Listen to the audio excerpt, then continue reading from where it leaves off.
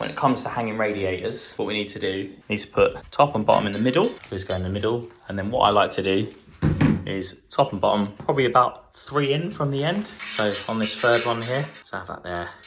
And obviously the same for the other side over there. So the next thing you need to do is work out what height we want the radiator. Now in this house, we went round and we worked out that from the floor to the bottom of the radiator, we was going for about 15 centimeters or 150 millimeters. So that's what we're gonna be doing here, so they look all the same throughout the house. Consistency! So what we wanna determine here is where we want this radiator in this room. Now my customers would like it center of this window. So I've taken a measurement from that edge of the wall. So that edge of the wall, and it worked out at 1800 millimeters. I knew that half of that was 940 millimeters. So I made a line, which is that one on the left-hand side there. That is center of the window. Now you might see that this line here on the right-hand side is slightly to one side. And that is because when we look at this radiator here, if we were to measure the distance of this radiator to that edge of the radiator,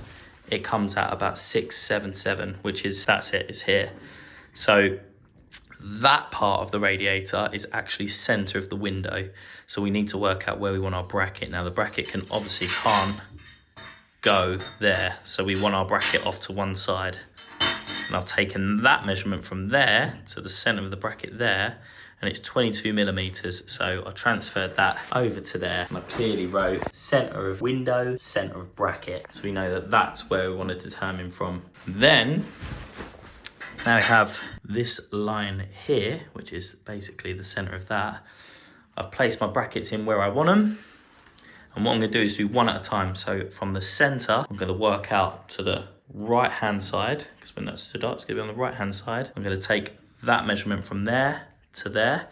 I'm gonna transfer that on the wall from the center of the bracket to there. And then obviously on this side, it's gonna be slightly more, 22 millimeters more, but I'm gonna take that measurement there and transfer that from there to there. And then we'll have our 3 lines of where we want our brackets to go. So with our 150 millimeters from the floor measurement that we want, so that's where the rad is gonna start from the floor. So we want it 150 millimeters. I can grab a bracket like so, place it in, make sure that it's nice and flat. So for instance, we don't want it like this, we don't want it like that. We want it nice and flat. Just right. As if it was going on the wall. And then as you can see here, that once I got it nice and flat, I put a tiny little pencil mark just there, and that is gonna be the bottom of the top bracket. Now from there, with this measurement here, I can take a measurement from the bottom of the radiator to the bottom of my top bracket, which is there, and that's 195 millimeters. Now, what I tend to do is anything like that, I write things down just to keep it nice and clear. So good idea, oh Lord. The bottom of the radiator to the bottom of the top bracket is 195 millimeters. What I can now do is transfer this onto the wall. So from the floor to the bottom of the radiator is 150 millimeters, which is that tiny little mark there.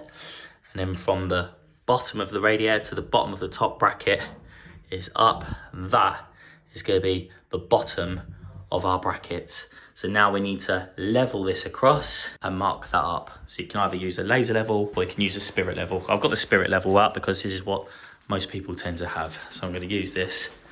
I'm going to transfer that across, keep it nice and level, mark that.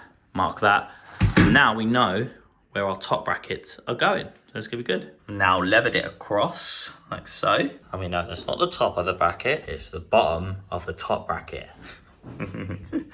Things like this are important in case you go for lunch and then you come back and you're like, oh dude, was it for the top of the bracket? I can't remember, but it's the bottom of the top bracket.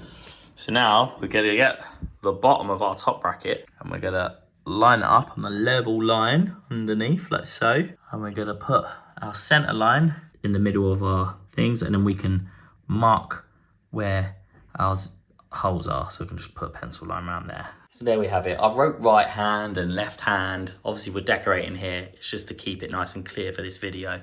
Center of bracket, etc. So I've marked up where my holes are going like so. So we know that's gonna be our top brackets. They are done and dusted. We just need to drill them. But you might be wondering, what about the bottom brackets? Yep. That's exactly what I was going to say. Now, there's a couple of opinions on this. You can either, if your fixings are really good, you can drill your top brackets in, and you think if it's strong enough, depending on your wall, we've got really good walls here, so it's nice and solid. Solid as a rock. So I could probably get away with hanging the radiator on the top brackets, and whilst it's sitting there, I simply offer up in there, and I can mark the bottom of the bracket, because these, as you can see on the bottom of our radiator, when I put that in position, it sits below there. If your fixings are good enough and you can hang it on there strong enough, you can kind of swing the bottom of the rad out, put it in place and do that. And now that can work, especially if some of these columns are made in slightly different. You know, they should be nice, perfectly flat, but sometimes you do get differences. So when you level that bottom out, might be level here and there, but maybe the middle one is just slightly out. So it can be a safer way of doing it. If you can't do that, then we'll go back to our line here, which is the bottom of our top bracket. We put that in the same place. We make sure it's nice and flat like before. So not like that, not like that, nice and flat. And we measure, we put a little line at the top of the bottom bracket.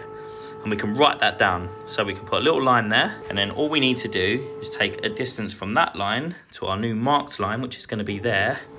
Take that distance, tend to write it down straight away from the top of the bottom bracket. So the bottom of the top bracket is 165 millimeters. Then I can do 165 millimeters down from there, level that across, mark it up, drill it, and then you can hang the rad on in one go. I think I understand. What I'm gonna do this time is I'm gonna show you the first method. So I'm gonna drill these ones on, and then I'm gonna hang the rad and then put it, because I know I've got a good solid wall here. It's gonna be good for fixings.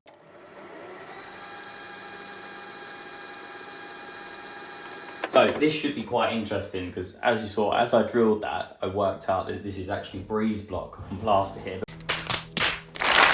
The rest of the house is solid brick, but this little room is on the end of the house. It must have been an extension at some point, so they've got breeze block here. So normally in this instance, I would do all of the brackets at the same time and then hang it on, but I'm going to sort of just test it a little bit, see what we can get away with a breeze block wall, fixing it on, hanging the top brackets on just to see how strong it is and see if they fall off, which I hope they don't. Cross your fingers for me. So you can see we've got our raw plugs in there. Now, I've used my own Talon 7mm raw plugs. The reason being, these plugs that come here, they're okay, but I don't think they're amazing. So I always like to use my own ones, and that's because these ones, they open out at the front and the back, so you get a good solid fixing. A second reason being is you can see how tight the holes are together. This wall has been fine, and other brick walls have been fine, but sometimes on walls where the fixings are not very great, I've done so many rad brackets and the wall's like biscuit, so as you put your drill bit in, it sort of just goes to one side, and if you use a big drill bit like that, it's just terrible for a fixing. Another tip here is to take your time drilling. Make sure you get a nice, neat hole as best as you can in the right place. Slow and steady. Because this is breeze block, and because I've got my raw plugs here, I know I can use their fixings that they've supplied, which is great. That's going to go in there. Now, when I know that, because this screw is just slightly too big for this raw plug, but I know it's going to get in there nice and tight, and it's going to push that raw plug out into the wall, and I know we're going to get a good fix in there. So I'm going to be using these. Now, some people might say, I don't really want to see this behind the wall. You know, if they look down, they look through, and they see that sort of bolt head through like that. Some people are uncomfortable with that. Some people don't care. Some people would be shocked that I've even brought something up like that. So if you are, then you can sort of go with an option like this. You can go for a screw with a cap head like that, and make sure you have another little washer behind, because these caps are not strong. And as you pull that in, you can close the cap like so, and then you know it's all hidden behind there. So you've got two options there. Like I said, for this one, I'm going to be using this because we're going into breeze block, and we'll see how we get on.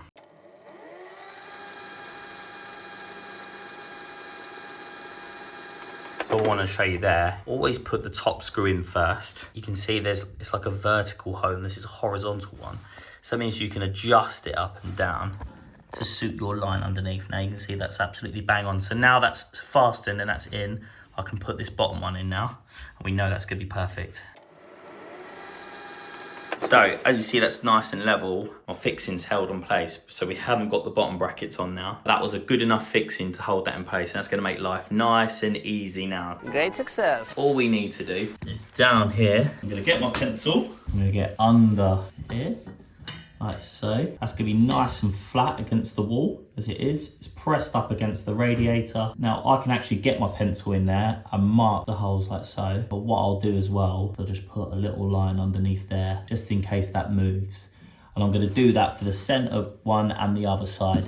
And I've got my bottom markings there, so it's worked out nice and easy. Also, where I plumbed the line down, I can actually see exactly where the bracket's gonna go without having to look at the top bracket.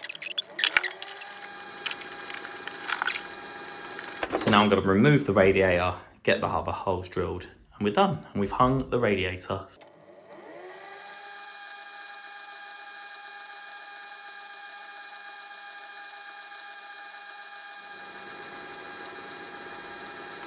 And remember, if you like the video, Big fan. give it a little thumbs up and subscribe to the channel. Join us.